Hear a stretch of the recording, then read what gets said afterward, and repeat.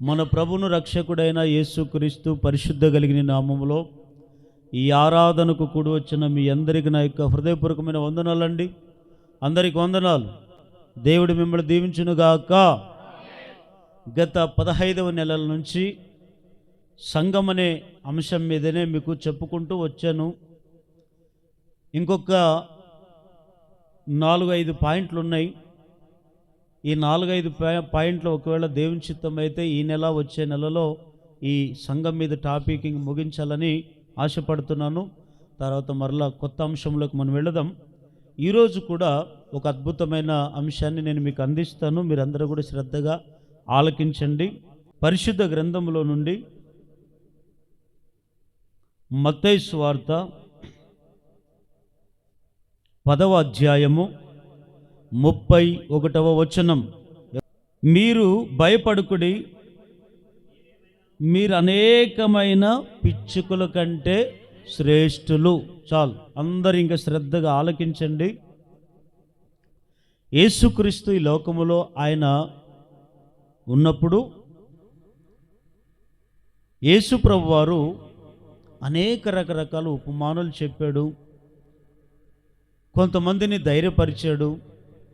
బాధలలో ఉన్నవారిని, కష్టాల్లో ఉన్నవారిని, ఇబ్బందుల్లో ఉన్నవారిని అందరినీ కూడా ధైర్యపరుచుకుంటూ వచ్చారు.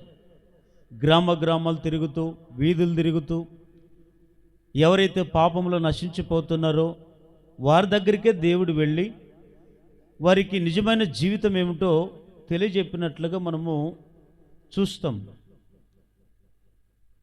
ఈ మాట చదివినప్పుడు నాకు ఒక ఆలోచన నా హృదయంలో దేవుడు పెట్టాడు. ఏమిటంటే, చాలామంది ధనవంతులుగా కావాలని అనుకుంటారు. మేము అందరికంటే సంపాదనలో పై ఎత్తులోనే మనం సంపాదించుకొని అందరికంటే బాగుండాలని కోరుకుంటున్నారు. మంచిదే, కానీ ఎక్కువ శాతము ఈ లోకములో దేని గురించి మనసు పెడుతున్నారంటే భూ సంబంధమైన వాటి మీదే ఎక్కువ మనుషులు మనసు పెడుతున్నారు. యేసు ప్రభు వారు కొంతమందిని పరిస్థితిని చూసి యేసు ప్రభువే వారి దగ్గరికి వెళ్ళి వారికి చెప్పిన మాట ఏమిటంటే, ఇదిగో మీరు భయపడొద్దండి, మీరు భయపడుకుడి, పిచ్చుకల కంటే మీరు శ్రేష్ఠులు అంటాడు. ఎవరికంటే చెప్పండి, ఎవరికంటే? పిచ్చుకల కంటే శ్రేష్ఠులు. ఎందుకు ఆ మాట చెప్పాడు? అసలు శ్రేష్ఠులు అంటే అర్థం ఏమిటి అని మనం ఆలోచన చేస్తే ఈరోజు అంశం పేరేమిటో తెలుసండి? సంఘములో వారికంటే వీరే శ్రేష్ఠులు. చెప్పండి, అందరూ చెప్పండి. వారికంటే వీరే శ్రేష్ఠులు. అయితే పిచ్చుకల కంటే ఎవరు శ్రేష్ఠులు తెలుసా? మనమే. యేసు ప్రభు వారు ఒక ఉపమాన పరంగా కూడా చెప్పాడు కదా. కొంతమంది చింత చేసుకుంటూ ఉంటారు. బైబిల్లో, ఇప్పుడు కాదండి, బైబిల్లో కూడా కొందరి గురించి రాయబడి ఉంది. వారికి ఎప్పుడు చింత. ఏం చింత వీరికి? ఏమి తిందుమో, ఏమి త్రాగుదమో, ఏమి ధరించుకుందామో, ఇదే చింత కొంతమందికి. అనవసరమైన చింత. ఈరోజు కూడా ఏ వ్యక్తిని దర్శించినా, ఏ వ్యక్తిని దగ్గరికి వెళ్ళినా మనకు చెప్పే మాట ఏమిటో తెలుసా? చింత. అయ్యా ఎందుకు మాటలున్నావు అని సేవకుడు అడిగితే, అయ్యా ఏం చేస్తామండి, మా పిల్లల గురించి మాకు చింత అండి అని తల్లిదండ్రులు బాధపడేవాళ్ళు ఉన్నారు. ఇంకా కొంతమంది దగ్గరికి వెళ్ళి, ఏంటన్నా అట్లున్నావు, ఏ డల్లుగున్నవేంది, ఏం చేస్తావన్నా, ఎంత సంపాదించినా నా సంపాదన అంతా శనిగుని సంచులేసినట్లుగా ఉందన్నా అని చెప్పేవాళ్ళు. వారికి ఒక చింత. ఇంకొంతమందికి చింత. ఏం చింత? రేపేం తినాలి, రేపేం కట్టుకోవాలి, రేపేం ధరించుకోవాలి, ఇది చింత కొంతమందికి. పనికిరాని చింత కొంతమందికి. ఇంకొంతమందికి ఏ చింత ఉంటుందంటే సంఘాల గురించి చింత, దైవ భయం గురించి చింత, పాపము గురించి చింత, వారి కుటుంబం గురించి చింత, లేదా దేవుని పట్ల ఆసక్తిలో కలిగి ఉండడంలో చింత. కానీ చింత అనేది కూడా రకరకాలుగా మనుషులు వెంటాడుతుంది. ఆ వెంటాడినప్పుడు యేసుప్రభు వారు యేసుప్రభు వారే వారి దగ్గరికి వెళ్ళి వారితో చెప్పిన మాట ఏమిటో తెలుసా? మీరు ఆకాశ పక్షులను చూడండి. చదవండి ఆ మాట. మత్తయి సువార్త 6వ అధ్యాయం 26వ వచనం.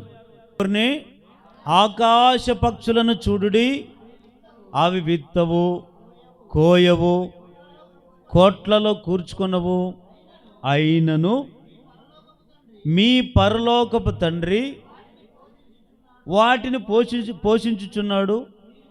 మీరు వారికంటే శ్రేష్ఠులు కారా అంటాడు. అయితే ఆకాశ పక్షులు చూడడం అంటే దాని అర్థం ఏమిటి? ఆ ఆకాశ పక్షులను చూసి నేర్చుకునండి అనే దాని అర్థం.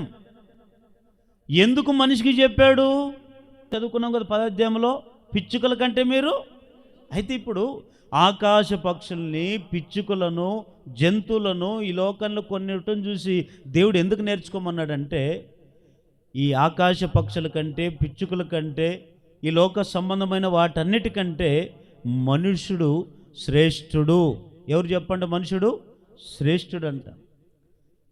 అవిటికి కళ్ళు ఉంటాయి కానీ, చూస్తాయి కానీ సంపాదించుకోలేవు. ఎక్కడైనా ఆకాశ పక్షులకు గూళ్ళు ఉన్నాయి స్థిరంగా? వాటికి ఎక్కడైనా స్థానం ఉందా? ఇంకెక్కడుంటే అదే స్థానమే. ఒక చెట్టు మీద ఉన్నంతసేపు ఇంక దానికి అంతే స్థానం. చూడండి మీరు కొన్ని చోట్ల ఈ ఆకాశ పక్షులు ఉండే స్థలంలో వెళ్ళి చూడండి. ఏ చెట్ల మీదైనా ఈ పక్షులు, పిచ్చుకలన్నీ కూడా అక్కడ ఉంటాయో అక్కడే వాటికి గూడుగా ఏర్పాటు చేసుకుంటాయి. మళ్ళీ అక్కడ ఏమైనా చెట్టుకి ఆపద వచ్చిందనుకోండి, దాన్ని వదిలి ఇంకొక దగ్గరికి. కానీ అవి ఏనాడైనా అయ్యో మాకు ఇల్లు లేదే, మాకు కట్టుకోవడానికి బట్టలు లేవే, మమ్మల్ని ఎవరు పోషిస్తారు అని ఎప్పుడైనా చింత చేస్తాయంట? ఏం చేయవండి. కానీ ఆ ఆకాశ పక్షులను, పిచ్చుకలు పోషించినట్లుగా మన పరలోకముందున్న దేవుడు మనల్ని పోషించలేడా? మరి ఎందుకు మీకు చింత? వాటికంటే మీరు శ్రేష్ఠులు కదా, మరి ఎందుకు చింతిస్తున్నారు అని అంటాడు. అవును, వాస్తవమే కదా. ఈరోజు చాలామందికి చింత. కొంతమందికి పిల్లలకు పెండేళ్ళు చేయాలంటే చింత, కొంతమందికి ఉద్యోగాలు రావని చింత, పంటల్లో విత్తనాలు వేసుకొని పంటలు పండించుకొని పంటలు చేతికి రాకపోతే చింత. ఎక్కడ అప్పులు అయితేమో, ఎక్కడ తిప్పలు పడతామో, ఎక్కడ బాధ చెందుతామో, ఎక్కడ ఇండ్లు అమ్ముకుంటామో, ఎక్కడ ఆస్తులు అమ్ముకుంటామో, ఇది చింత కదా. వీటన్నిటికంటే ఒకటి చింత. ఇవన్నీ భూ సంబంధమైన చింత చేస్తాడు మానవుడు, ఈ పనికిరాని చింత. కానీ మీరు చింత ఏం చేయదు. దేవుడు ఏమన్నాడు? మొదట నా రాజ్యాన్ని, నా నీతిని వెతకండి, అప్పుడు అన్నీ మీకు ఇస్తానంటాడు. ఈరోజు మనము చింత చేస్తూ చింతలోనే పడిపోయాం. కానీ దేవుని బిడ్డలారా, ఒకటి గుర్తుపెట్టుకుందాం. ఈ ఆకాశ పక్షుల కంటే, పిచ్చుకల కంటే మనం ఎవరమే శ్రేష్ఠులం. సంఘములో కూడా శ్రేష్ఠులు అనబడిన వారు ఉండాలి. ఎవరండి? శ్రేష్ఠులు అనబడిన వారు ఉండాలి. శ్రేష్ఠులంటే మంచి పేరు కలిగి బ్రతుకుతున్న వారిని, అందరికంటే ఉన్నత స్థితిలో ఉండేవారిని. అంటే వీరు సంపాదనలో కాదు, సంపాదనలో శ్రేష్ఠులు ఉన్నారు, ధన సంపదలో శ్రేష్ఠులు ఉన్నారు. ఏమండి? అందరికంటే పైహెత్తులో, అధికారంలో శ్రేష్ఠులు కలిగిన వారు ఉన్నారు. మరి వారికంటే ఇంకా వేరెవరు శ్రేష్ఠులు? దానియేలు గ్రంథము 5వ అధ్యాయము 12వ వచనం. దానియేలు ఏమంట? శ్రేష్టమైన బుద్ధి గలవాడై కలలు తెలియజేయుటకును, మర్మములను బయలుపరచుటకును, కఠినమైన ప్రశ్నలకు ఉత్తరమిచ్చుటకును జ్ఞానమును తెలియగలవాడుగా కనబడెను గనుక ఆ రాజు అతనికి బెల్తెషాజరు అని పేరు పెట్టెను. ఈ దానియేలును పిలువనంపుము, అతడు దీని భావము నీకు తెలుపుమనెను. చూడండి ఒకసారి ఈ మాట కొద్దిగా ఆలోచించండి. బెల్షస్సర్ అని రాజు ఉన్నాడు ఆ దినంలో. ఈ బెల్షస్సర్ అని రాజు ఒక అధికారి. అంటే మన భాషలో చెప్పాలంటే దేశానికి ఒక అధికారిగా ఉన్నట్టుగా. దేవాలయం ఉంది, ఆ దేవాలయంలో పవిత్రమైనటువంటి వస్తువులు ఉన్నాయి. ఈ పవిత్రమైనటువంటి వస్తువులను ఆ దేవాలయంలో ఉంచినప్పుడు ఈ బెల్షస్సర్ ఏం చేశాడు తెలుసా? ఆ దేవాలయంలో ఉన్న పాత్రలు ఉన్నాయే, నీళ్ళు తాగేవి, అట్లాంటి పాత్రలకు ఏం చేశాడు తెలుసా? తాగకూడని మందు వేసుకొని మందు తాగాడంట. చూడండి, దేవాలయములను పాత్రలను ఎవరైనా పాడు చేస్తే దేవుడు వారిని, అందుకని అంటాడు, నా దేవాలయం ఎవరైనా పాడు చేస్తే నేను వారిని పాడు చేస్తానన్నాడు. ఈ బెల్షస్సర్ అని రాజు దేవాలయములు పాత్రలు కదా, ఇవి నేను దేనికి వాడుకోవాలి, దేనికి వాడుకోకూడదు, వీటిలో నేను ఏం తినాలి, ఏం తినకూడదు అనే జ్ఞానం లేకుండా ఓ పశువులాగా ప్రవర్తించి ఏం చేశాడు తెలుసా? ఆ దేవాలయములు ఉన్న పాత్రలోకి మందు పోసుకొని మందులు తాగి బిందె ఏర్పాటు చేశాడంట. ఈ కలభావం ఏమిటో నాకు ఎవరు చెప్తారు? ఈ దర్శన భావం ఏమిటో నాకు ఎవరు చెప్తారు? పిలవనండి అంటే ఒకరు చెప్పారు, అయ్యా నీ కళ కనడానికి ఆ భావం అర్థం చెప్పడానికి ఒక ఆయన ఉన్నాడు. ఆయన ఎవరు తెలుసా? దానియేలు. ఈ దానియేలు అనే వ్యక్తి ఉన్నాడు, ఆయన పిలువనంపించు. ఆయన మంచి శ్రేష్టమైన బుద్ధి కలిగివాడై ఉన్నాడు కనుక నీకు ఏ కళ వచ్చిందో ఆ కళభావం చెప్తాడు అంటారు. బైబిల్లో కళభావం చెప్పిన మనుషులు ఎంతమంది ఉన్నారు? సేవకుడు ఒక ఆయన. రెండవది, ఈ బైబిల్లో ప్రవక్తల కంటే గొప్ప గొప్ప సేవకుల కంటే ఈ ఇద్దరే శ్రేష్టమైన జ్ఞానులు. ఈ దానియేలు కూడా శ్రేష్టమైన జ్ఞానం పొందుకున్నవాడు. మరి బెల్షస్సర్ రాజే కదా, మరి ఆయన జ్ఞానం ఉండొద్దా? అంటే ఇక్కడ కూడా ఒకటి గుర్తుపెట్టుకోండి, మనుషులందరూ ఒకే రకంగా ఉండరు. మనుషులందరికీ ఒకే రకమైన తలంపులు ఉండవు. ఒక్కొక్కరికి ఒక్కొక్క రకమైన బుద్ధులు ఉంటాయి, ఒక్కొక్కరికి ఒక్కొక్క రకమైన జ్ఞానాలు ఉంటాయి. కానీ ఈ దానియేలు దైవ ఆవేశం కలిగిన వాడే ఉన్నాడు. ఆ దినాల్లో దైవ జ్ఞానం పొందుకున్న వాడే ఉన్నాడు కనుక కొంతమంది చెప్పారు, అయ్యా దానియేలు బిలువనంపించు, దానియేలు పిలిస్తే నీకు కలభావం చెప్తాడన్నారు. అప్పుడు దానియేలు పిలిస్తే దానియేలు ఎట్లంటాడంటే శ్రేష్టమైన బుద్ధి గలవాడే ఉన్నాడు. ఆ శ్రేష్టమైన బుద్ధి గలవాడే గనుక వచ్చి ఆ బెల్షస్సర్ రాజుకి కలభావం ఏమిటో చెప్పాడు.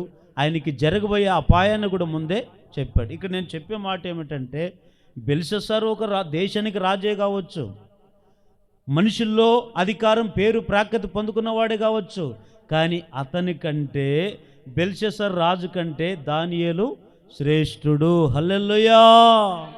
చాలామంది అనుకుంటారు మేము శ్రేష్ఠులము, మేము జ్ఞానులము, మేము అధికారులము, మాకు దేవుడు అంత ఇచ్చాడు ఇంత ఇచ్చాడు అనుకుంటారు. కానీ అది కాదు, వారికంటే జ్ఞానం కలిగినటువంటి వారే శ్రేష్ఠులు.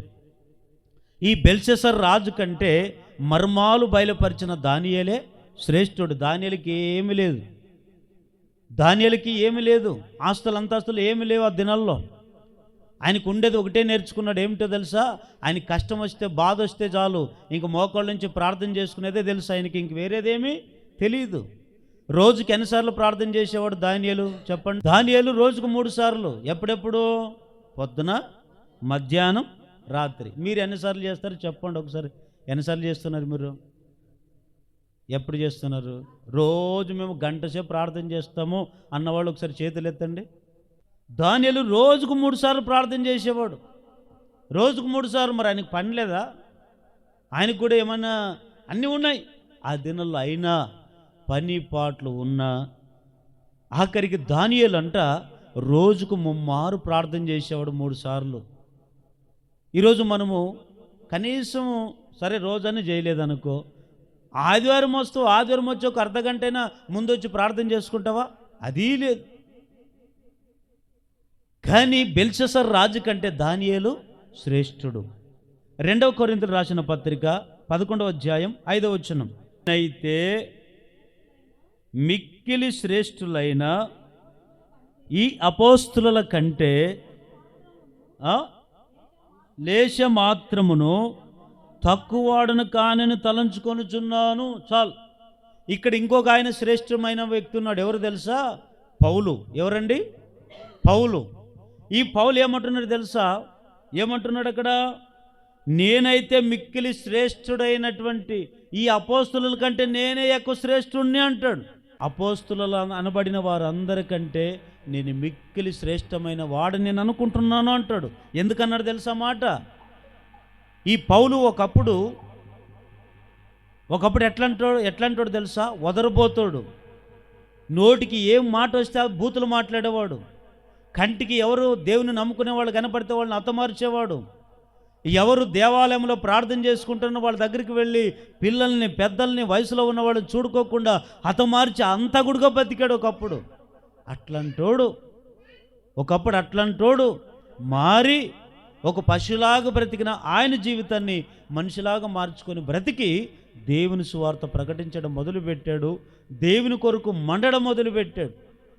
చూడండి, ఒక మృగములాగా బతికినటువంటి పౌలే మారింటే మనమెంతండి? అందుకని పౌలు అంటాడు, అందరి పాపుల కంటే నేనే ప్రధానమైన పాపిని. మనం చేసింటే పాపం ఎంత చేసి ఉంటామండి? పౌలు గారి కంటే పాపం చేసి ఉంటామా? పౌలు గారి కంటే హీనంగా బతికింటామా? మరి అట్లాంటోడే మారినప్పుడు మనం ఎంతండి? ఈ పౌలు అదే అంటాడు, వారి అపోస్తులు అనబడిన వారందరికంటే నేను మిక్కిలి శ్రేష్టమైన వాడును. ఎందుకు తెలుసా? తన బతుకును మార్చుకున్నాడు, దేవుని కొరకు మండుతున్నాడు, దేవుని కొరకు శ్రమలు అనుభవిస్తున్నాడు, దేవుని కొరకు నిందలు అనుభవిస్తున్నాడు, దేవుని కొరకు మరింతగా ప్రయాస పడుతూ ముందుకు వెళ్ళి సంఘాలు కట్టుకుంటూ ముందుకెళ్ళాడు. ఈ అన్ని దినాలు బతికినా ఒకరోజు ఈ లోకాన్ని వదిలి వెళ్ళక తప్పదని తెలుసుకొని ఏం చేశాడు తెలుసా? నేను సత్యలోపు దేవుని కొరకు ఏదైనా ఒకటి చేయాలి అని చెప్పి తన మనసులో స్థిరపరచుకొని సంఘాలు కట్టడమే కాదు, అనేకులను బలపరిచాడు, అనేకులను స్థిరపరిచాడు, అనేకులు దేవుని తరట తిప్పాడు. ఆఖరికి పౌలు చెప్పిన మాట, నేను మంచి పోరాటము పోరాడి తిని నా విశ్వాసము కాపాడుకుంటుని నా పరుగు కడ ముట్టించి తిని నా కొరకు దేవుని రాజ్యంలో ఏ కిరీటం ఉందంట? నీతి కిరీటం ఉంది అంటాడు, జీవ కిరీటం ఉంది అంటాడు.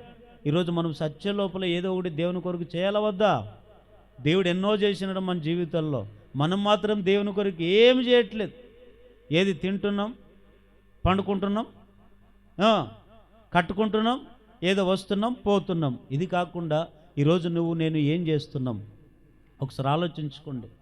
దేవుని బిడ్డలారా, అయితే అంశంలోకి నేను వెళుతాను.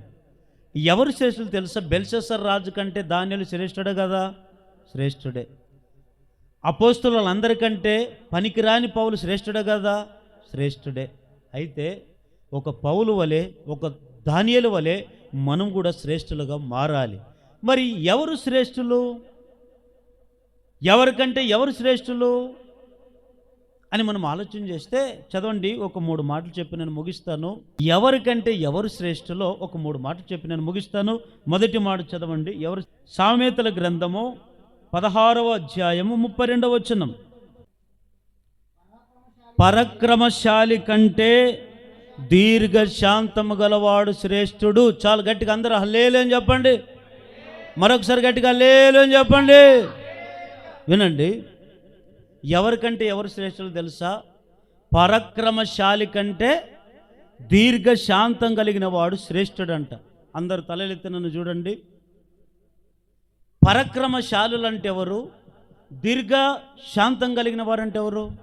ఎవరికైనా పెద్ద పెద్ద పెద్ద పెద్ద మీసాలు తిప్పుకొని ఇట్లుండి తెల్లబట్టలు వేసుకొని అట్లాగే వెళ్ళిపోయారు అనుకోండి, అబ్బో ఎంత గొప్పోడో అంటారు. అంటే వేసుకున్న ఆ బట్టలను చూసి, ఆ వేసుకున్న ఆ వస్త్రాలను చూసి, వస్త్రధారణ చూసి ఎంత గొప్పోడో అంటాం కదా. కొంతమందికి ఖండబలము, ధనబలము ఇట్లాంటివన్నీ చూసుకొని వీళ్ళు ఎంత పరాక్రమశాలులో అనుకుంటాం. కానీ బైబిల్ చెప్తున్న మాట ఏమిటంటే, పరాక్రమశాలుల కంటే ఎవరు శ్రేష్ఠులు తెలుసా? దీర్ఘశాంతం కలిగిన వారు శ్రేష్ఠులు. హల్లెలూయా. పరాక్రమశాలులు బైబిల్లో కూడా చాలామంది గురించి రాయబడ్డాయి. ఈ పరాక్రమశాలులు యుద్ధ వీరులు ఉన్నారు, పరాక్రమశాలులు ఉన్నారు, జయశీలులు కూడా ఉన్నారు. ఒకప్పుడు యేసుప్రభువారు ఈ లోకంలో ఉన్నప్పుడు ఆయన ఎట్లాంటాడు తెలుసా? పరాక్రమశాలుల కంటే పరాక్రమశాలైన.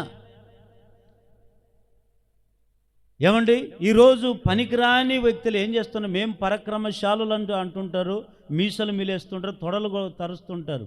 కానీ వాళ్ళు కాదు, అరిచినంత మాత్రాన కరిచినంత మాత్రాన వీళ్ళు కాదు పరాక్రమశాలులు. పరాక్రమశాలులకి దీర్ఘశాంతం కలిగిన వారికి చాలా తేడా ఉంటుంది. మీరు ఏ వ్యక్తినైనా చూడండి, పరాక్రమశాలులు అనబడిన వాళ్ళందరిని చూడండి, వారికి అహంకారం తప్ప దీర్ఘశాంతం వారిలో ఉండదు. గర్వము తప్ప వారికి దీర్ఘశాంతం వారిలో ఉండదు. ముక్కు మీద ఉండే కోపం తప్ప దీర్ఘశాంతం వారికి ఉండదు. బైబిల్లో రాయబడిన మాట ఎప్పుడు తెలుసా?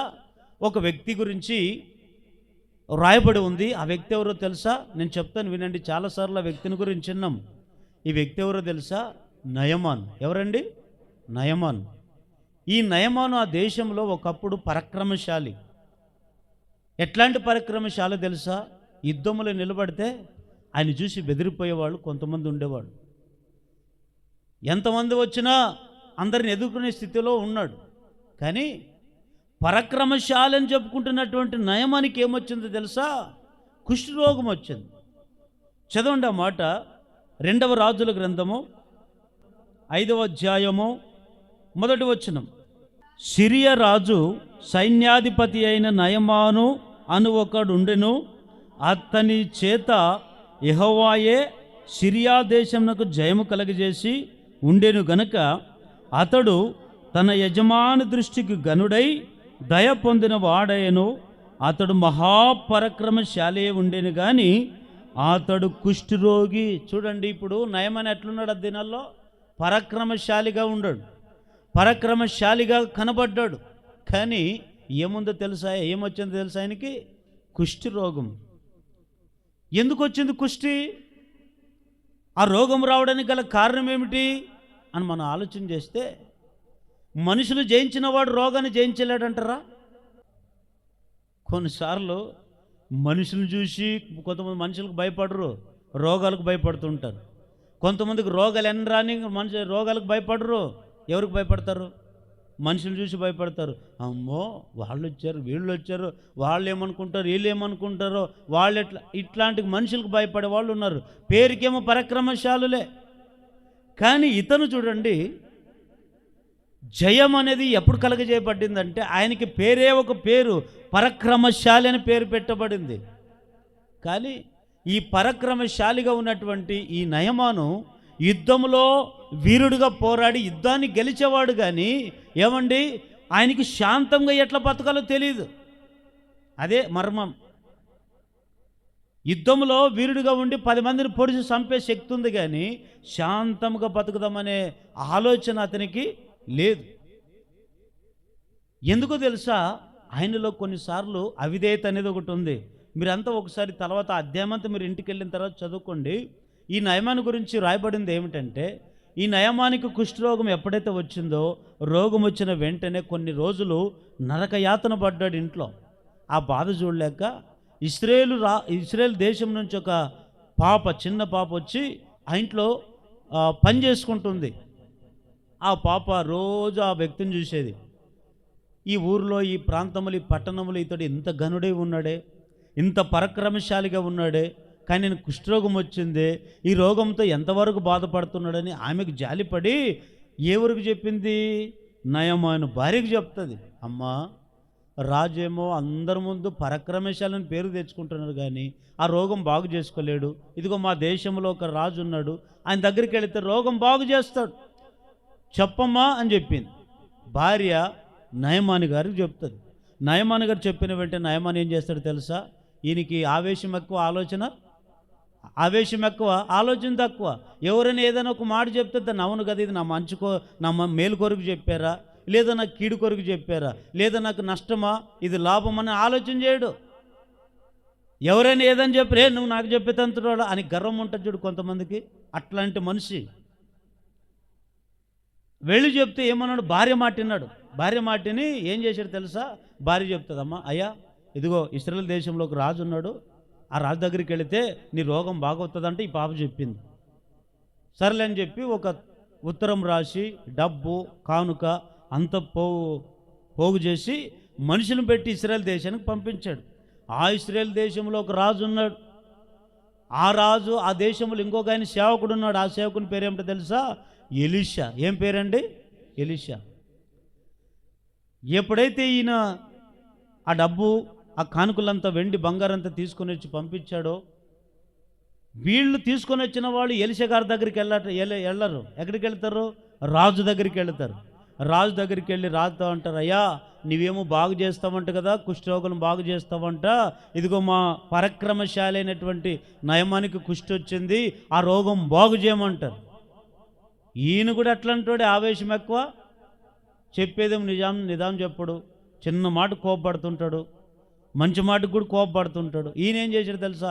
బట్టలు చింపుకొని నేనేమన్నా దేవుణ్ణా అంటాడు. అంత గట్టిగా అరిచి చెప్పాల్సిన అవసరం ఏముంది? అయ్యా నేను కాదు, మా దేశంలో ఒక సేవకుడు ఉన్నాడు, ఆయన పేరు ఎలీషా. ఆయన దగ్గరికి వెళ్తాను, జీవం కలిగిన దేవుని సేవకుడు కనుక అనేక స్వస్థత వరాలు ఆయన దగ్గర ఉన్నాయి కనుక నువ్వు అక్కడికి తీసుకుని వెళ్ళండి అని చెప్పాలి కదా. అది చెప్పుడు. నేనేమన్నా దేవుణ్ణా, నేను బాగు చేస్తానని ఎట్లా అనుకున్నారు మీరు, ఎట్లా వచ్చారు మీరు అంటాడు. మనిషిని పోగొట్టుకోవడానికి ఒక మాట చాలు, కరెక్టా లేదా? ఒక్క మాట చాలు. మనుషులు సంపాదించుకోవడము కష్టమంటారా, పోగొట్టుకోవడం కష్టమంటారా?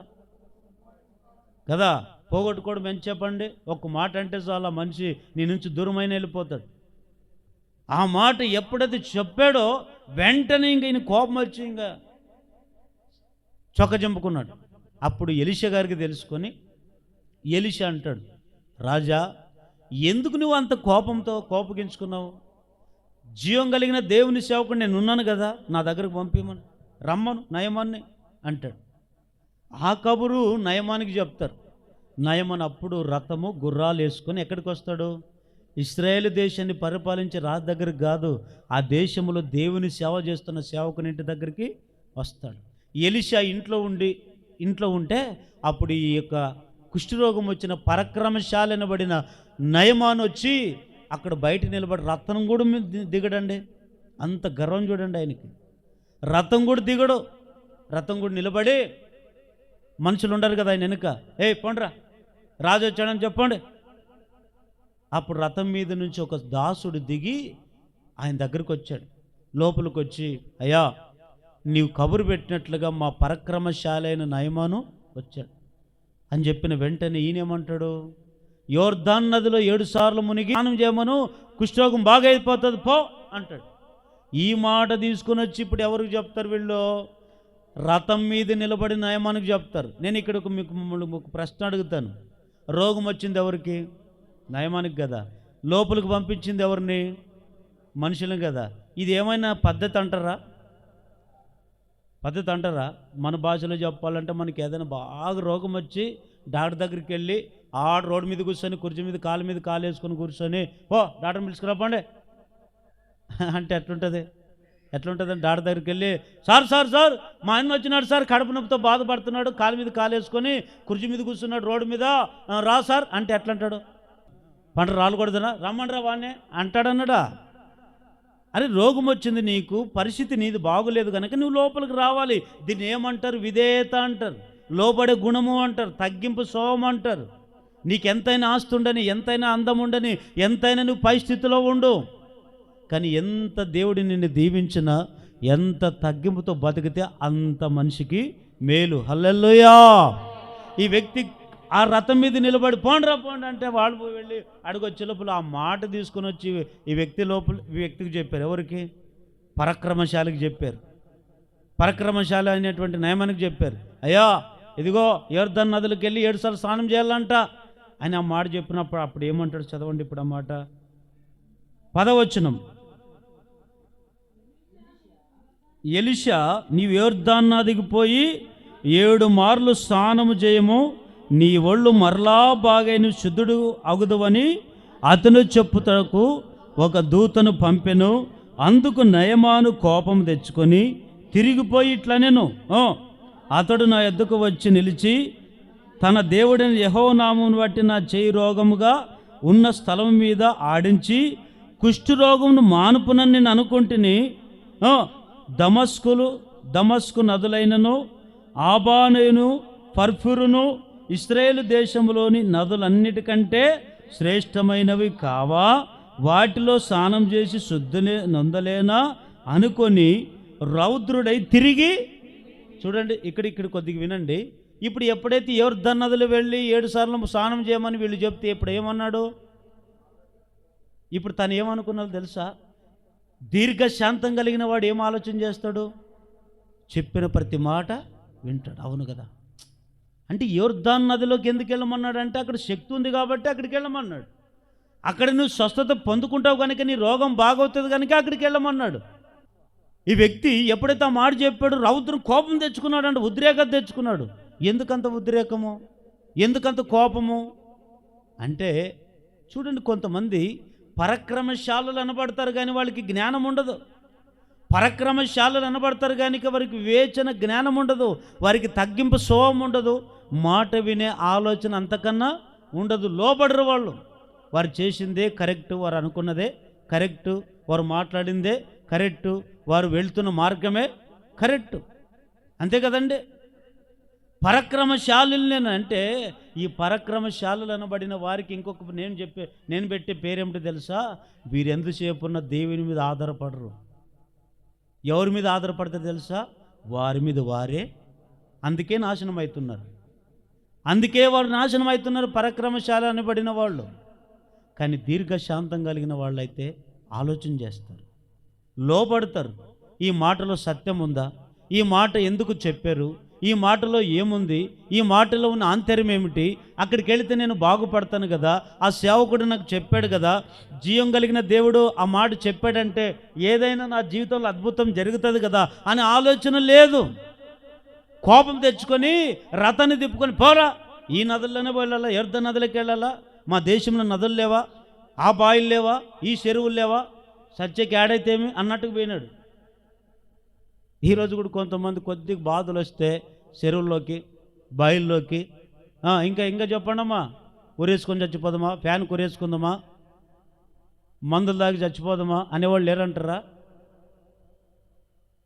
ఈ వ్యక్తి వెళ్ళి మా దేశంలో అన్ని నదులు ఉన్నాయి, బాగుపడలేని, అక్కడ బాగుపడలేమో, ఆయన వచ్చి నన్ను తల మీద చేయబెట్టి ప్రార్థన చేస్తాడేమో అని, నాకు రోగం వచ్చిన కాడ ముట్టి బాగు చేస్తాడేమో అని, నేను వస్తే ఈయనేమో ఆడవేమో ముడికి తేలమంటాడేమే అని కోపం తెచ్చుకొని ఇప్పుడు తిరిగి వెళ్ళాడు. నష్టమంతా ఎవరికి? నీకే కదా. అది ఆలోచన లేదు నయమానికి, పరాక్రమశాలే కానీ అది ఆలోచన లేదు. కోపంతో వెళుతూ ఉంటే ఒక ఆయన, ఈ నయమాన్ గారి దగ్గర ఒక దాసుడు ఉన్నాడు కదా, ఆ దాసుడు ఏం చెప్పాడు చదవండి ఇప్పుడు కింద మాట 13వ వచనం. అయితే అతని దాసులలో ఒకడు వచ్చి నాయనా, ఆ ప్రవక్త ఏదైనా ఒక గొప్ప కార్యము చేయమని నియమించిన ఎడల నీవు చేయకుందువా? అయితే స్నానము చేసి శుద్ధుడు కమ్మని మాట దానికంటే మేలు కాదా అని చెప్పినప్పుడు అతడు పోయి దైవజనుడు చెప్పినట్టు యోర్దాను నదిలో 7 మార్లు మునగగా అతని దేహము పసిపిల్ల దేహం వలనైనను అతడు శుద్ధుడాయను. హల్లెలూయా చెప్పండి, గట్టిగా హల్లెలూయా చెప్పండి. సేవకుని చెప్పినట్టుగా చెప్పింటే అప్పుడే బాగయ్యేది. ఎప్పుడైతే ఆయన అహంకారంతో, కోపంతో, గర్వంతో ఇంకా మాట వినలేని స్థితిలో తిరిగి ఇంటికి వెళ్ళిపోయాడో, వెళుతున్న ఆ రథం మీద వెళుతున్నప్పుడే ఒక దాసుడు అన్నాడు, అయ్యా ఎందుకంత నీకు కోపము, ఎందుకంత నీకు ద్వేషము? ఆ దైవజనుడు చెప్పినట్లుగా చెయ్యి. యోర్దాను నదులు 7 సార్లు మునిగి లేస్తే నీకు తెలిసేది. అక్కడికని వెళ్ళావా? అక్కడికి వెళ్ళి మునిగి 7 సార్లు స్నానం చేస్తే కదా నీ రోగం బాగయ్యేది, బాగని తెలిసేది అని చెబితే అప్పుడు ఆ దాసుడు చెప్పిన మాట విన్నాడు. కానీ సేవకుడు చెప్పినట్లుగా అయితే ఇక్కడ నేను దాసుని గురించి ఇప్పుడు మీకు మంచి మాట చెప్తాను. పరాక్రమశాలుల కంటే శాంతం కలిగిన వాడు ఎందుకు శ్రేష్ఠుడు తెలుసా? ఈ నయమాను పరాక్రమశాలి కావచ్చు, 10 మందిలో అబ్బో పరాక్రమంతుడు, బలవంతుడు అని పేరు తెచ్చుకుని ఉండొచ్చు, కానీ ఆయనకి ఏమి లేదు తెలుసా? దీర్ఘశాంతము ఎవరికి ఉందో తెలుసా? దీర్ఘశాంతము ఆ రథం మీద నయమంతో పాటు ఉన్న దాసునికి ఉంది. ఆ దాసుడు విన్నాడు, ఆ సేవకుడు చెప్పిన మాట అన్ని విన్నాడు కనుక ఆ మాటకు విధేయత చూపాడు. ఆ మాట తీసుకునే నయమాని గారికి చెప్పాడు. నయమానేమో పరాక్రమం చూపించాడు కోపంలో, కానీ దాసుడు మాత్రము ఆయనకి చెప్పే విధానంలో దీర్ఘశాంతం చెప్పాడు. ఈరోజు కొంతమందికి దీర్ఘశాంతంతో చెప్పినా మాటిండరు, పరాక్రమంతో చెప్పినా మరి ఎట్లా చెప్తే మాటింటారో మనకు తెలియదు. మరి ఏ రకంగా చెప్పాలో చెప్పండి, మీరని చెప్పండి. ఏ రకం చెప్తా నోరు మూసుకొని కూర్చునేది మేలంటారా? అలే చెప్పండి గట్టిగా. బాగు కాకుండా ఉండడానికి గల కారణం ఏమిటి? పరాక్రమశాలుడే కానీ సేవకుని మాట వినడానికి ఇష్టపడలేదు. ఎప్పుడు విన్నాడు తెలుసా? తన దాసుడు దీర్ఘశాంతంతో చెప్పాడు, అయ్యా వేడుకున్నాడు, అయ్యా నీ రోగం బాగు కావాలంటే నువ్వు వెళ్ళాలి కదా, నీ 7 నదులు 7 సార్లు మునగాలి కదా, అప్పుడు నీ రోగం బాగైతే. దీర్ఘశాంతంతో ఎప్పుడు చెప్పాడో అప్పుడు రోగం బాగైందంట. చదవండి ప్రసంగి గ్రంథము 7వ అధ్యాయం 8వ వచనం. కార్య ఆరంభము కంటే కార్య అంతము మేలు, అహంకారము గల వాని కంటే శాంతం కలిగిన వాడు శ్రేష్ఠుడు. చూడండి, ఎవరు శ్రేష్ఠులంట? పరక్రమశాలులు శ్రేష్ఠులా, దీర్ఘశాంతులు శ్రేష్ఠులా? పరక్రమశాలుల కంటే దీర్ఘశాంతం కలిగిన వాళ్ళు శ్రేష్ఠులు. హల్లెలూయా. అందుకే ఈ ప్రసంగికర్త అంటాడు, అహంకారం కలిగిన వారి కంటే దీర్ఘశాంతం కలిగిన వాళ్ళు శ్రేష్ఠులు. ఎందుకో తెలుసా? ఈ దీర్ఘశాంతం ఎవరికైతే ఉంటుందో, ఈ దీర్ఘశాంతం మనసు ఎవరికైతే ఉంటుందో వారికి ఎప్పుడు నెమ్మదిగా ఉంటారు. తినడానికి ఉన్నా లేకపోయినా, కట్టుకోవడానికి ఉన్నా లేకపోయినా, ఏమండి ఉండడానికి ఇండ్లు ఉన్నా లేకపోయినా, దీర్ఘశాంతం మనకుంటే నెమ్మదిగా ఉంటాం, ధైర్యంగా ఉంటాం. ఎవరిని బట్టి? దేవుడు నా జీవితంలో ఎప్పటికైనా మేలులు చేస్తాడు. ఈ దీర్ఘశాంతం ఉండాలి. కొంతమంది దీర్ఘశాంతం ఉండదు, దీర్ఘశాంతంగా బ్రతకరు. ఉన్న మూన్నాళ్లే కదా, భార్య భర్తలే కదా, ఉందాం, దీర్ఘశాంతం కలిగి బ్రతుకుదామన్నా కొంతమంది ఉండరు. అహంకారంగా కొంతమంది ప్రవర్తిస్తారండి. అందుకే కొంతమందికి ఏమండి ఆ అహంకారం వల్ల దీర్ఘశాంతం అనేది ఉండదు కొంతమంది జీవితాల్లో.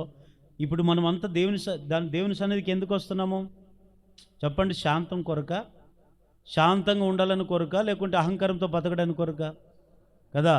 దీర్ఘశాంతం. అందుకే యేసుప్రభు అంటాడు, నేను ఈ లోకాన్ని వదిలి వెళుతున్నాను, వెళ్ళేటప్పుడు నేను ఒకటే చెప్తున్నాను. ఏమన్నాడు తెలుసా? నేను మీకు శాంతిని అనుగ్రహించి, శాంతమ్మ అని పేరు ఉంటుంది కానీ శాంతిగా ఉండదు. ఇంట్లో ఎక్కడ ప్లేట్ అక్కడ పడేసి ఉంటుంది. కరెక్ట్గా లేదా? తలకలైన బాలు కొడుతుంటుంది, ఉన్న చిన్నదానికన్నా గొడవ పెట్టుకుంటుంటుంది. ఉన్న ఇంట్లో నలుగురైనా సమాధానంగా ఉండరు, ఉన్న ఇద్దరైనా సంతోషంగా ఉండరు, శాంతిగా బ్రతకరు. శాంతి సమాధానంతో ఉందాం ఇంట్లో అనుకోరు. ఎందుకంటే లోపల ఏమి లేదు, దీర్ఘశాంతం లేదు. అహంకారం ఉంటే ఎట్లా కుటుంబాలు కట్టబడతాయి? కోప ద్వేషాలు ఉంటే నీ కుటుంబంలో ఎట్లా సమాధానంగా ఉంటావు? కాబట్టి దేవుని బిడ్డలారా, జాగ్రత్తగా మనం శ్రేష్ఠులుగా బ్రతకాలంటే ఒకటి, మనలో అహంకారం గర్వం ఉండకూడదు. ఏముండాలండి? దీర్ఘశాంతం ఉండాలి. హల్లెలూయా. సామెతల గ్రంథం 19:11 ఒకని సుబుద్ధి వానికి దీర్ఘశాంతమునిచ్చును, తప్పులు క్షమించుట అట్టివానికి. ఈరోజు ఒకటి గుర్తుపెట్టుకోండి, మనం శాంతంగా బ్రతకాలంటే ఏముండాలి తెలుసా? మనలో సుబుద్ధి. ఏముండాలి? సుబుద్ధి. సుబుద్ధి అంటే చెప్పండి. సుబుద్ధి అంటే మంచి బుద్ధి. ఏ బుద్ధి ఉండాలి మనకి? బుద్ధులు కూడా నానా రకాలు ఉన్నాయమ్మా. అన్ని రకాల బుద్ధులు ఒకటి కావు. బుద్ధులు కూడా నానా రకాలు ఉన్నాయి. ఒకటి సుబుద్ధి ఉంది, కొంతమందికి చంచలమైన బుద్ధి ఉంటుంది, ఇంకొంతమందికి కుక్కు బుద్ధి ఉంటుంది. బైబిల్ రాయబడిన మాటలు ఇవన్నీ, నేను సొంతంగా చెప్పే మాట ఏం కాదు ఇవన్నీ.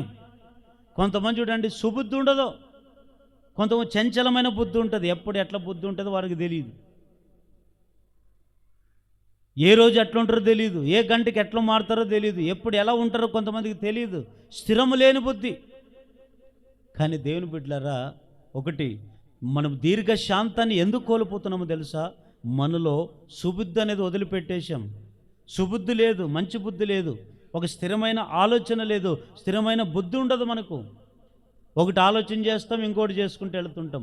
ఒకటి మాట్లాడుతుంటాం, ఇంకొక పని చేసుకుంటూ ముందుకు వెళుతుంటాం. ఒకటి నడవాలనుకుంటాం, ఒకటి చేయాలనుకుంటాం, ఇంకొకటి చేసుకుంటూ వెళ్తున్నాం. కానీ ఇట్లాంటి బుద్ధి మనకి ఎవరికైతే ఉందనుకోండి, వారిలో ఏ వ్యక్తులైనా చూడండి, వారికి ఏముండదు, దీర్ఘశాంతము. కొంతమంది చెప్తుంటారు, సార్ వానికి చెప్పు, సార్ వానికి చెప్పు, వాడు ఊరిగా ఉండడు సార్, ఇంట్లోనా చిడిమిడి పడుతుంటాడు అంటారంటరా. కొంతమంది భార్యలు భర్తల గురించి చెప్తుంటారు, భర్తలు భార్యల గురించి చెప్తుంటారు.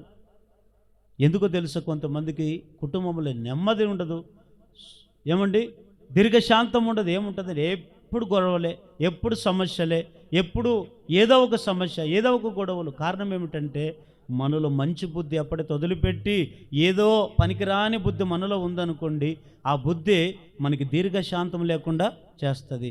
ఆ దీర్ఘశాంతం ఉన్నప్పుడు నువ్వు సంఘములో ఉన్నా నెమ్మది ఉండదు, ఇంట్లో ఉన్నా నెమ్మది ఉండదు, పాటలు పాడినా నెమ్మది ఉండదు, వాక్యం ఉన్నా నెమ్మది ఉండదు. కారణం ఏమిటంటే నీకు దీర్ఘశాంతాన్ని ఎందుకు కోల్పోయావు తెలుసా? నీలో మంచి బుద్ధిని వదిలిపెట్టు. దేవుని బిడ్డలారా, ఈరోజు మనకు తినడానికి ఉన్నా లేకపోయినా, ఎన్ని ఉన్నా లేకపోయినా, కష్టాలు వచ్చినా, కన్నీళ్ళు వచ్చినా, ఏమొచ్చినా మంచి బుద్ధి కలిగి మనం జీవించినట్లయితే ఆ మంచి బుద్ధి ఉన్న వారికి ఎప్పుడు దీర్ఘశాంతంగా బ్రతుకుతారు, సుఖ సంతోషాలుగా బ్రతుకుతారు. కాబట్టి దేవుని బిడ్డలారా, ఈరోజు దీర్ఘశాంతంగా నువ్వు నేను ఉన్నామా?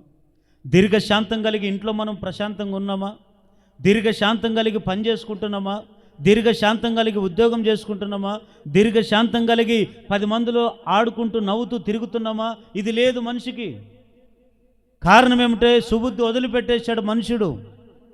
ఆ సుబుద్ధి ఎప్పుడైతే వదిలిపెడతామో దీర్ఘశాంతాన్ని కోల్పోతామండి. హల్లెలూయా చెప్పండి, గట్టిగా హల్లెలూయా చెప్పండి. చెప్పండి, ఎవరికంటే ఎవరు శ్రేష్ఠులు? పరాక్రమశాలుల కంటే దీర్ఘశాంతం కలిగిన వాళ్ళు శ్రేష్ఠులు. ఈరోజు మనం సంఘములు ఎట్లుండాలి? పరాక్రమశాలుల వలె ఉందామా? దీర్ఘశాంతం కలిగి మనం ఉందామా?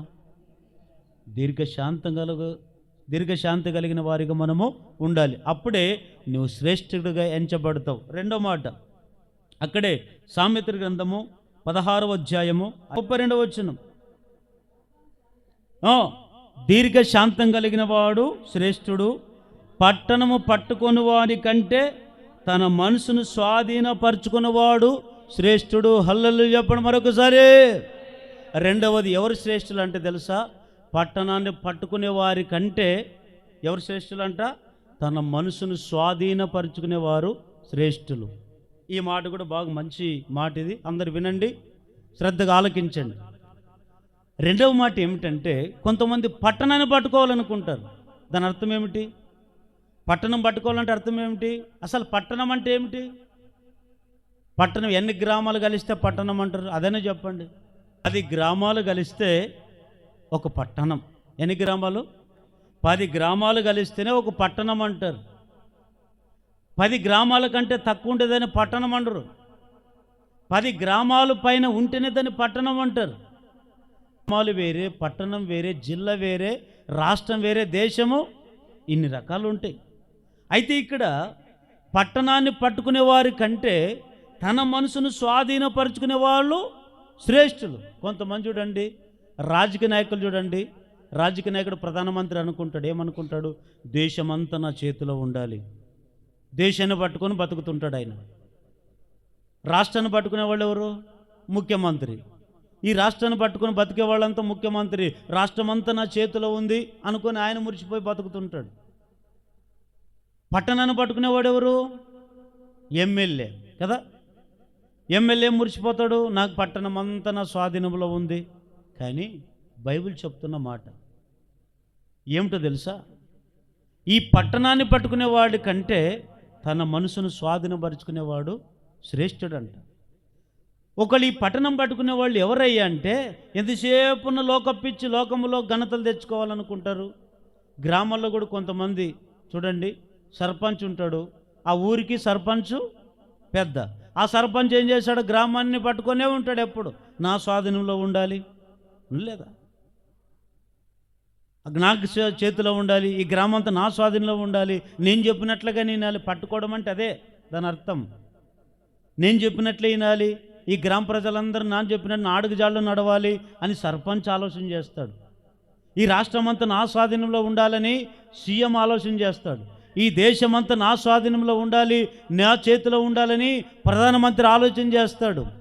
కానీ వీళ్ళందరికంటే, ఈ పట్టణాన్ని పట్టుకోవాలని ఆలోచన చేసేవారందరికంటే ఎవరు శ్రేష్ఠులు తెలుసా? తన మనసును స్వాధీనపరుచుకునేవాడు శ్రేష్ఠులు. ఈ మనసు అనేది కూడా బాగా వినండి. కొందరికి ఎట్లుంటుంది మనసు అంటే కూడా రకరకాల మనసులు ఉంటాయి. కొంతమందికి మనిషే కానీ మనసులు వేరే. అందరూ మనుషులందరూ ఒకటే, కానీ మనసులు కరెక్టా లేదా? ఈ మనసు అనేది చూడండి, ఒక్కొక్క రకమైన మనసు.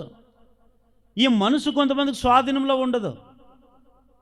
ఆ మధ్య ఒక ఆయన్ని అడిగా, అన్నా రేపు ఎక్కడికి వెళ్ళాలన్నా అని అడిగా. ఆయన అన్నాడు, ఎక్కడికి పోలో నాకే తెలియదు సార్ అంటాడు. ఎక్కడికి పోలో నాకే తెలియదు అంటాడు. అంటే తన మనసు తాను స్వాధీనంలో లేదు. కొంతమంది ఒక పని చేయాలనుకుంటారు, ఒకటి ఆలోచన చేస్తారు, ఈ పని చేయాలా, దీంట్లోనే స్థిరపడాలా, దీంట్లో నేను ఉండాలి, దీంట్లోనే నా జీవితాన్ని గడుపుకోవాలని ఆలోచన చేస్తారు. అది వెళుతున్న మార్గంలో కొంతకు వెళతారు, మళ్ళీ మనసు మారే లోపల ఇంకో రూట్కి. అంటే కొందరికి మనసు అనేది స్వాధీనం లేదు, వారి స్వాధీనం లేదు. ఎందుకు తెలుసా?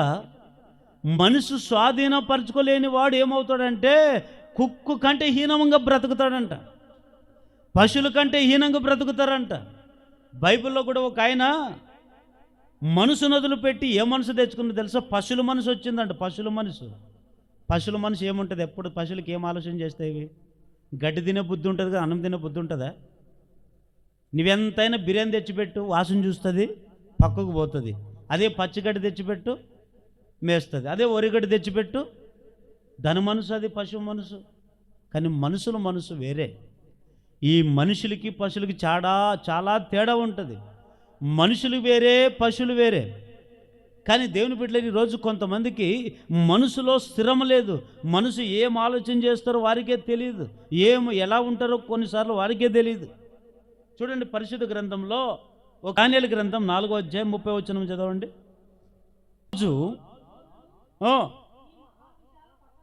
రాజు బబులోనును ఈ మహావిశాల పట్టణమును నా బలాధికారమును నా ప్రభావ ఘనత కనబరచుటకై నా రాజధాని నగరము నేను కట్టించినది కాదా అని తనలో తాను అనుకొనెను. రాజు నోట ఈ మాట ఉండగా ఆకాశం నుండి ఒక శబ్దము వచ్చెను. ఏదనగా, రాజగు నెబుకద్నెజరు, ఇదే నీకు ప్రత్యుత్తరము. నీ రాజ్యము నీ యొద్ద నుండి తొలగిపోయెను. తమ యొద్ద నుండి మనుషులు నిన్ను తరిమెదరు. నీవు అడవి జంతువుల మధ్య నివాసము చేయొచ్చు. పశువుల వలె గడ్డి మేసెదవు.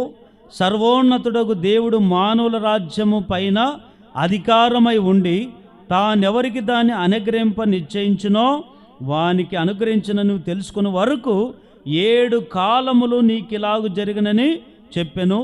ఆ గడియలోనే అలాగు నెబుకద్నెజరు సంభవించెను. మానవుల నుండి అతని తరిమిరి. అతడు పశువుల వలె గడ్డి మేసెను. ఆకాశ మంచు వలె అతని దేహమును తడపగా అతని తల వెంట్రుకలు పక్షిరాజు రెక్కల వలె ఉంటివి. అతని గోళ్ళు పక్షుల గోళ్ళు వంటివి ఆయను. చూడండి, ఈ నెబుకద్నెజరు రాజు ఉన్నాడు. ఈయన ఎవరు తెలుసండి? ఈయన కూడా రాజే. ఈయన పరిస్థితి ఎట్లాంటిది తెలుసా? ఈయన ఎట్లా ఉన్నాడు తెలుసా? దినాల్లో ఈయన ఒక రాజు. ఏ రాజు? దేశానికి రాజు. ఆ బబులోని దేశానికి రాజుగా ఉన్నాడు. ఆ బబులోని దేశానికి రాజుగా ఉండి దేశమంతా తన గుప్పెట్లో పెట్టుకున్నాడు. ప్రజలందరినీ తన స్వాధీనంలో ఉంచుకున్నాడు. తన స్వాధీనంలో ఉంచుకొని ఇంకెవరు ఏ ఆజ్ఞ చెప్తే ఆజ్ఞ దేశంలో వారు పాటించాల్సి ఉంది. ఆ దినంలో ఒక ఆజ్ఞ తెచ్చాడు. ఏ ఒక్కరు కూడా యెహోవా నామమున ప్రార్థన చేయకూడదని ఆజ్ఞ పెట్టాడు. ఎవరైతే ప్రార్థన చేస్తారో వారిని సింహపు బోనులో వేస్తానన్నాడు. ఆజ్ఞ పెడితే చట్టమన్న తెచ్చి పెడితే అప్పుడు దానియేలు, షడ్రేకు, మేషకు, అబేద్గో ఈ నలుగురు మాత్రమే దేవుని భక్తులు. అదిలిన వాళ్ళంతా ఆ రాజుకు లోబడే వాళ్ళే. ఆ దినాల్లో ఏం చేశారంటే అండి, ఈ చట్టాన్ని తీసుకొని వచ్చి ప్రార్థన చేయకూడదని పెట్టాడు. అప్పుడు ఈ దానియేలుకు తెలిసింది, దానియేలు నా ప్రాణం పోతేనే పర్లేదు కానీ నేను ప్రార్థన మాత్రము మానను. చూడండి ఎంత గొప్ప విశ్వాసము దానియేలుది, ఎంత గొప్ప విశ్వాసమో. ఈరోజు కూడా కొంతమంది లోకపు వాళ్ళు ఎవరైనా చర్చిలకు వెళితే మిమ్మల్ని అంత చూస్తామని బెదిరించారనుకో, మీరేమనుకుంటారు? అబ్బో, చర్చి లేకుంటలేదు, ప్రార్థన లేకుంటలేదు, వాక్యం లేకుంటలేదు, బతికితే చాలా అంటారనరా. అట్లాంటి వాళ్ళే కనబడుతున్నారు. కానీ నువ్వు ఎట్లా అంటాడు రా, మేము చచ్చినా పర్లేదు, నేను ప్రార్థనకి వెళ్తాను, సంఘానికి వెళ్తాను అనేవాళ్ళు ఉన్నారా? చాలా తక్కువ. ఆ దినాల్లో ఎంత చట్టాన్ని తీసుకొని వచ్చినా ఈ దానియేలు వెళ్ళి తలుపు ఇంటి కిటికలు తెరుచుకొని ప్రార్థన చేసేవాడంట. ప్రార్థన చేస్తూ ఉంటే కొంతమంది చూసి రాజు కబురు పెట్టి, రాజా దానియేలు రోజు ప్రార్థన చేస్తున్నాడు రాజా, మేము చూస్తున్నాం, రేవను పట్టుకురండ్రా అన్నాడు. దానియేలు ప్రార్థన చేసుకుంటున్న ఆయన ఇంటి దగ్గరకు వచ్చి దానియేలు పట్టుకొని వెళ్ళిపోయారండి. ఇదిగో ఈ వ్యక్తిని సింహపు బోనులో వేయండి అన్నాడు. సింహపు బోనులు వేస్తామన్నా కూడా దానియేలు ఇంత కూడా భయపడలేదండి. ఎందుకంటే ఆయనకు ఉండేది ఒకే విశ్వాసమే. సింహం బోనులు వేసినా దేవుడు నన్ను కాపాడుతాడు, అగ్నిగుండములో పడివేసిన దేవుడు నన్ను, విశ్వాసం అది. విశ్వాస వీరులైతే ఏం చేస్తారు? విశ్వాసంతో ప్రతి దాంట్లో ముందుకు అడిగేస్తారు. కొంతమంది అడిగేయాలంటే పంచాంగాలు చూసి అడిగేస్తారు. ఈరోజు మంచి దినమా కాదా, ఈరోజు మా ఇల్లు పునాది వేయాలనుకున్నాము, ఈరోజు మంచి దినమా. క్రైస్తవుల్లో కూడా కొంతమంది అడిగేయాలంటే పంచాంగాలు అడిగి ముందుకేసేవాళ్ళు ఉన్నారు, బాపు నేలను అడిగి ముందుకేసేవాళ్ళు కూడా వాళ్ళని అడుగుతారు. కానీ సేవకుని అడుగుతారా?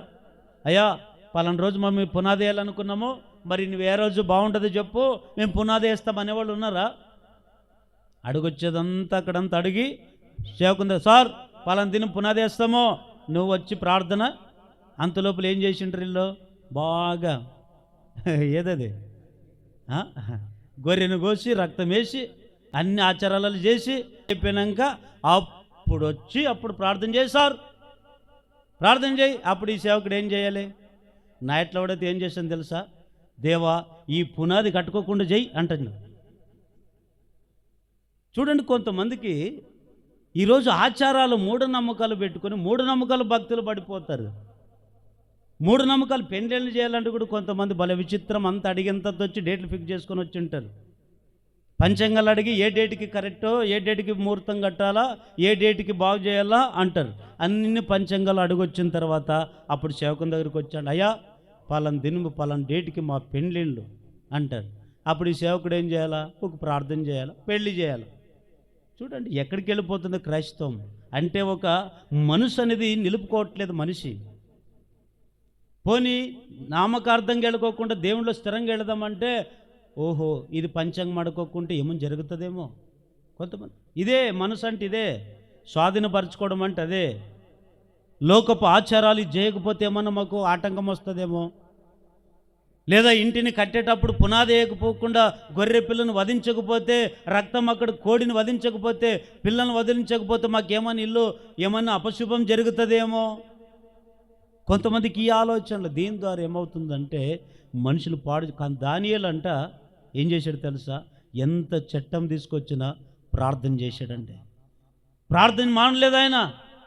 సింహపు బోనుల్లో వేశారు. సింహపు బోనులు వేసినా ఏం చేశాడు తెలుసా? ఏం చేశాడు దానియేలు? ప్రార్థన చేశాడు. సింహపు బోనులు వేసిన తర్వాత ప్రార్థన చేశాడండి. సింహాలు వచ్చి ఎంత వాస్తవంగా సింహాలు మనిషిని చూస్తే చంపుతాయి లేదా? చంపుతాయి. కానీ దానియేలు మోకాళ్ళ ప్రార్థన చేస్తుంటే సింహాల నోళ్ళు మూయబడ్డాయి అంట. గట్టిగా హల్లెలూయా చెప్పండి. కారణం ఏమిటి తెలుసా? దానియేలు మనసును స్వాధీనపరచుకున్నాడు. కానీ ఇతనున్నాడు ఎవరు? నెబుకద్నెజరు. ఈ నెబుకద్నెజరు పట్టణాన్ని గుప్పెట్లో పెట్టుకోవాలనుకున్నాడు, కానీ తన మనసు తన స్వాధీనంలో లేదు. ఏమన్నాడు తెలుసు? నెబుకద్నెజరు ఇదంతా నగరం నాన్న కట్టిందే, నేను కట్టిందే అన్నాడు. కానీ దేవుడు కట్టించాడు అన్నాడా? విశ్వాసులైతే ఏం చేశారు తెలుసా? మనం ఎంత కష్టపడి ఎంత చేసినా దేవుడిచ్చిందయ్యా అంటారు.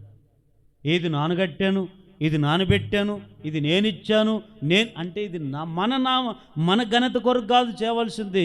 ఏ వ్యక్తి అయితే దేవుని నామ ఘనత కొరకు విశ్వాసంతో ముందుకెళ్తాడో అట్లాంటి వ్యక్తిని దేవుడు ఘనపరచునుగాక. చెప్పండి గట్టిగా ఆమేన్ చెప్పండి. ఈ నెబుకద్నెజరు రాజు ఏం చేశాడు తెలుసా? ఈ నగరం అంతా నేను కట్టిందని మురిసిపోయాడు. వెంటనే దేవుడు స్వరం వచ్చి ఏమన్నాడు తెలుసా? నెబుకద్నెజరు రాజు, నిన్ను నీవే ఘనపరచుకోవాలనుకున్నావు గనుక నా దేవుడు నీ రాజ్యం నిన్ను తీసివేస్తాడు. దేవుడు నీకు ఈ రాజ్యం ఇస్తే, ఈ అధికారం దేవుడు నీకు ఇస్తే, ఈరోజు నిన్ను నువ్వు పొగుడుకుంటున్నావు, నిన్ను నువ్వే ఘనపరుచుకుంటున్నావు కనుక ఈ రాజ్యం తీసివేయబడుతుంది.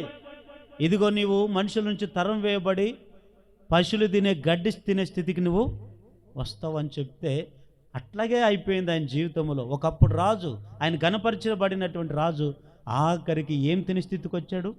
గడ్డి తినే స్థితికి వచ్చాడు. ఈరోజు మనలో కూడా ఆ గర్వం ఉండకూడదు, ఏమండి, అహంకారం ఉండకూడదు, అలాంటి మనసు మనకు ఉండకూడదు. అలాగ ఒక్కసారి మనం ఉన్నామా, దేవుడు ఏదో ఒక రోజు మనల్ని ఏం తినిపిస్తాడు? గడ్డి తినిపిస్తాడు.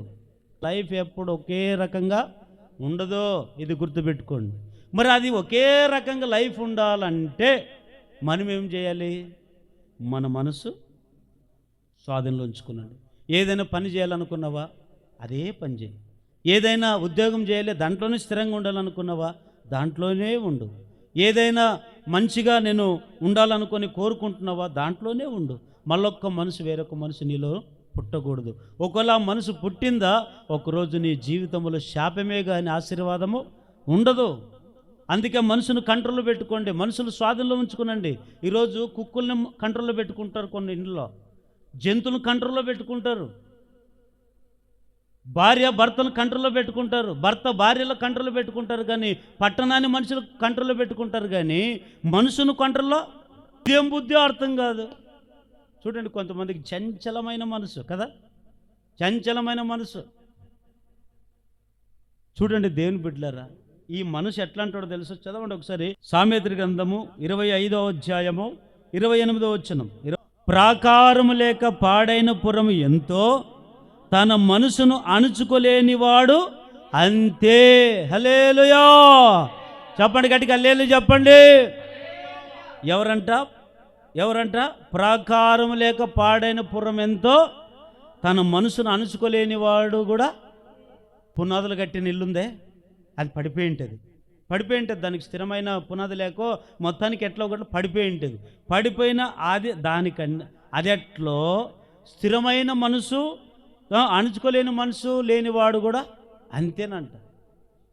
కొంతమందికి చూడండి, మనసును అణుచుకోరు, కోపం వస్తే పండ్లు కొరుకుతుంటారు.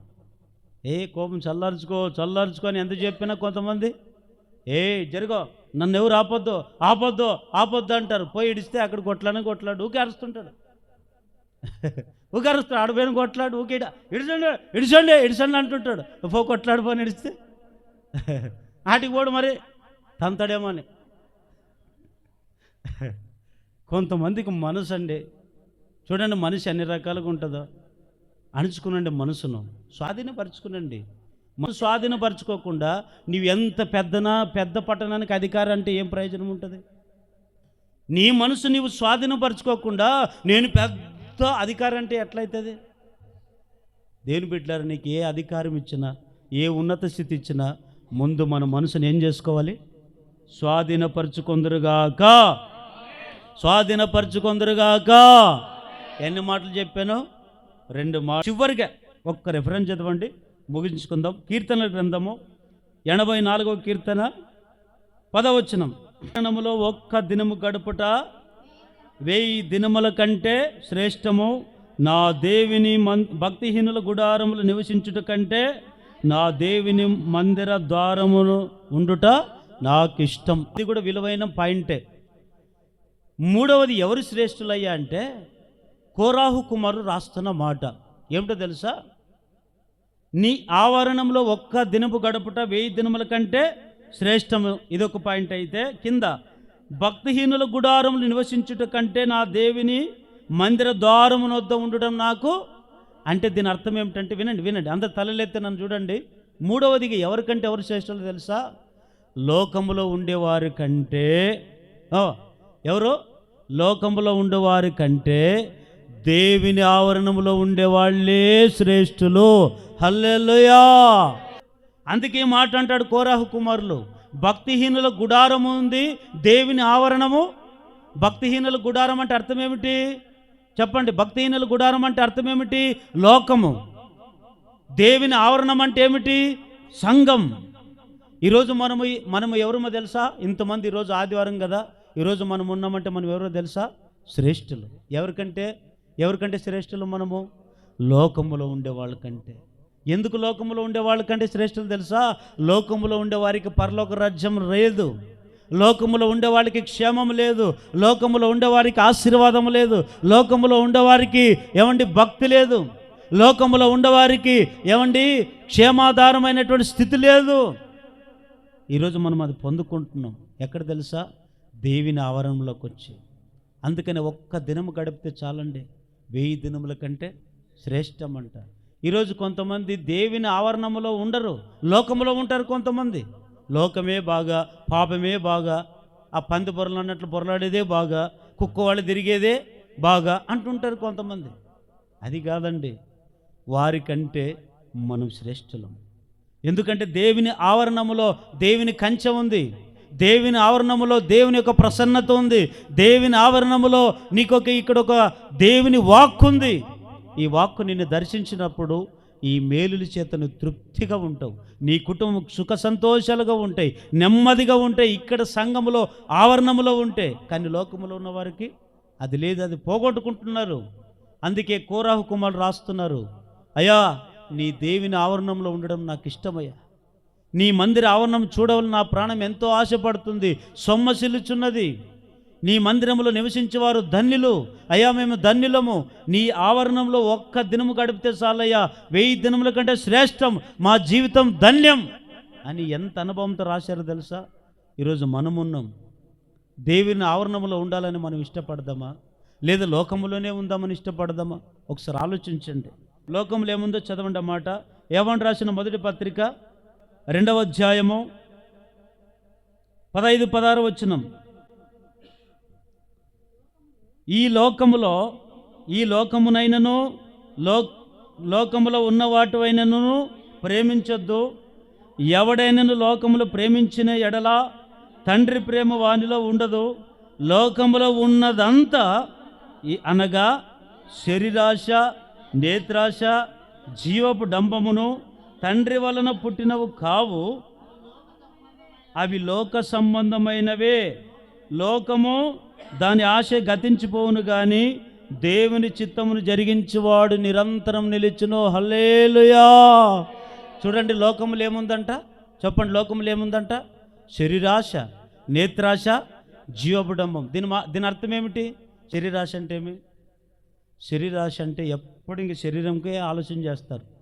ఈరోజు ఏం పట్టుకోవాలి, ఈరోజు ఏం చేయాలి, శరీరానికి ఏం కొట్టుకోవాలి, శరీరానికి ఏ సెంటు పూసుకోవాలి, లేదా ఈ శరీరాన్ని ఎట్లా, ఎన్ని సబ్బులు దిక్కినా, ఎన్ని సెంట్లు కొట్టుకున్నా, ఎన్ని అందాచందంగా బట్టలు దొడుక్కున్నా, కానీ ఒకరోజు చచ్చినప్పుడు ఈ శరీరం పనికొస్తుందా? కుక్క శరీరం అని 2 రోజులు కూలిపోదండి. మనుషుడు చచ్చిపోతే 2 గంటలకే ఏం వాసన వస్తుంది? ముక్కు మూసుకొని అంటుంటాం, అంతే కదా. ముక్కు మూసుకొని శరీరం కుళ్ళిపోయిన శరీరం. అందుకే ఫ్రిడ్జ్లు పెట్టేది. ఫ్రిడ్జ్లు ఎందుకు వచ్చింది? ఫ్రిడ్జ్లో బాడీ ఫ్రిడ్జ్లో వచ్చినాయి కదా. మరి ఎందుకంటే మనుషులు శరీరము స్మెల్ రాకుండా, వాసన రాకుండా ఉన్నకే. ఈరోజు మనుషుడికి అది తెలియక ఎంతసేపు ఉన్న శరీరమే. కొంతమంది చూడండి, శరీరం మీద ఇంత దుమ్ము పడినిరిట, కొద్దిగా ఏమన్నా పడితే ఇంక రుద్దింది సబ్బన్న అరిగిపోవాలా, చెయ్యన్ని ఇరిగిపోవాలా, అంతే కదా. సబ్బన్న అరిగిపోవాలా, మకం మీద ఉండి చర్మం అన్నా లేచిపోవాలా. ఇది శరీరాశ. నేత్రాశ అంటే కంటికి కనపడిందల్లా కావాలా. కంటికి ఏం కనబడుతుంది. వాళ్ళు ఏమైనా చేస్తున్నారంటే నేను కూడా అట్లా చేస్తా. వాళ్ళు ఏమైనా తింటున్నారంటే నేను అదే తింటా. వాళ్ళు ఏమైనా పని చేస్తున్నారంటే నేను అదే పని చేస్తా. వాళ్ళు గడ్డి తింటారు, నువ్వు తింటావా? మరి అది అనుకోరది. చూడండి, కొంతమంది కంటికి కనపడిందల్లా కావాలనుకుంటారు. ఇది నేత్రాశ. అరే, కళ్ళు ఏమంటారు తెలుసా? అసలు పాపం జోలికి ఎప్పుడు వెళ్తారో తెలుసా? మనిషి ఎప్పుడైతే కళ్ళతో చూస్తాడో, ఆ కళ్ళతో చూసిన పాపం నీకు అందంగా ఎప్పుడైతే కనబడుతుందో అప్పుడు నీ పాపం పొంచి ఉంటుంది. అవ్వాదం ఏదైనా తోటలో దేవుడు పెట్టినప్పుడు పండు ఎట్లా కనబడిందో అవ్వకి? అందంగా. దేంతో చూసింది? కళ్ళతో చూసే పాపంలో పడిపోయింది. ఈరోజు చాలామంది కూడా కళ్ళతో చూసి కూడా కొంతమంది ఏమైపోతున్నారో తెలుసా? పాపములో పడిపోయి ఆకర్షితులై దానికి బానిసలైపోయి తన జీవితాన్ని నాశనం చేసి. ఇది నేత్రాశ. జీవపుడంబం అంటే చెప్పండి, జీవపుడంబం అంటే ఎప్పుడు కడుపు తిప్పులే. వారికి ఎప్పుడు 24 గంటలంతా కడుపు ఎంత ఉంటుంది చెప్పండి? ఎంత? ఇట్లానండి, అందరు ఇట్లానండి, ఇట్లా జాండి, ఇట్లా పెట్టుకోండి కొలత, అంతే కదా. పెట్టుకొని కడుపు చూసుకోండి ఒకసారి. మనిషి 6 అడుగులున్నా కడుపు అడిగే ఉంటుంది. ఎన్ని తింటారు, ఎన్ని కేజీలు మటన్ తింటారో తెలియదు, ఎన్ని కేజీలు కోళ్ళు తింటారో తెలియదు, ఎన్ని ఎద్దులు తింటామో తెలీదు, ఎన్ని కోళ్ళు తింటామో తెలీదు, ఎన్ని కుక్కలోడు తినంలేండి. పందులు తినేవాళ్ళు కూడా ఉన్నారు లేదా? దండికి ఎన్ని పందులు తినేది తెలీదు. తిని తిని తిని తిని కొంతమంది పందులు తినేవాళ్ళకి పంది బుద్ధి వచ్చి ఉంటుంది. పందులు తినేవాళ్ళకంత ఎద్దు బుద్ధే.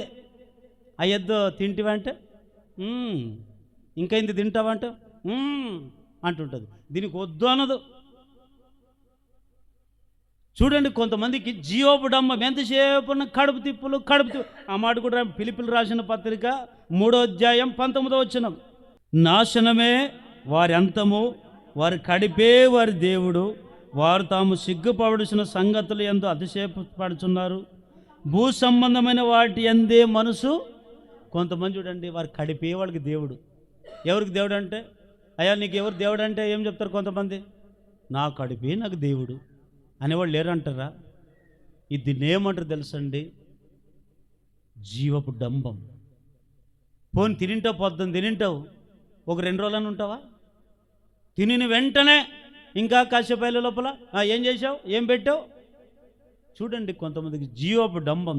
ఎంతసేపు ఉన్న కడుపు మీదే కొంతమందికి. కానీ దేవుని బిడ్డలు ఇది కాదు.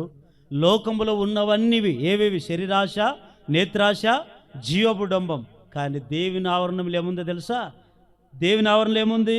65వ కీర్తన 4వ వచనం. నీ ఆవరణంలో నివసించినట్లు నీవు ఏర్పరచుకొని చేర్చుకున్నవాడు ధన్యుడు. నీ పరిశుద్ధ ఆలయము చేత, నీ మందిరములోని మేలుల చేత మేము తృప్తి పొంది ఉన్నాము. ఒకసారి గట్టిగా అందరూ చప్పట్లు కొట్టు దేవుని నామమును మహిమపరచండి. అందరు గట్టిగా హల్లెలూయా, గట్టిగా హల్లెలూయా అని చెప్పండి. దేవుని బిడ్డలారా, లోకములలో శరీరాశ, నేత్రాశ, జీవడంబం ఉంది. కానీ దేవుని ఆవరణములు ఏముందో తెలుసా? ఏముంది? మేలులు. ఏమున్నాయి ఇక్కడ? మేలులు ఉన్నాయి. ఏం మేలులు? రోగం బాగు చేసే మేలులు, బాగులేని వాళ్ళని బాగు చేసే మేలులు, నెమ్మది లేని వారికి సమాధానం ఇచ్చే మేలులు. నీకు ఎట్లాంటి మేలులు చేయాలో దేవుని మందిరములో, ఆవరణములో అన్ని రకాల మేలులు ఉన్నాయి. కానీ లోకములో ఉన్న వారి కంటే ఎవరు శ్రేష్ఠులు? దేవుని మందిర ఆవరణం ఉండేవాళ్ళు శ్రేష్ఠులండి. ఈరోజు మనం శ్రేష్ఠులం. మందిరాన్ని వదిలిపెట్టి బయట తిరిగే వాళ్ళంతా శ్రేష్ఠులు కాదు. లోకంలో ఉండేవారంతా శ్రేష్ఠులు కాదు. వారికి ఏదో ఒక రోజు అపాయాలు వస్తాయి. కానీ మనమే అందరికంటే శ్రేష్ఠులము. హల్లెలూయా. ఎన్ని మాటలు చెప్పాను? 3 మాటలు. ఒకటి, ఎవరికంటే ఎవరు శ్రేష్ఠులు? వారికంటే ఎవరు? వారు పరాక్రమశాలుల కంటే శాంతం కలిగిన వారు శ్రేష్ఠులు. రెండవది, పట్టణాన్ని పట్టుకునే వారి కంటే మనసును స్వాధీనపరుచుకునేవారు శ్రేష్ఠులు. లోకంలో ఉండేవారి కంటే దేవుని ఆవరణంలో ఉండేవాళ్ళే శ్రేష్ఠులు. హల్లెలూయా. దేవుడి వాక్యం మీ అందరి హృదయంలో దేవుడి స్థిరపరచునుగాక.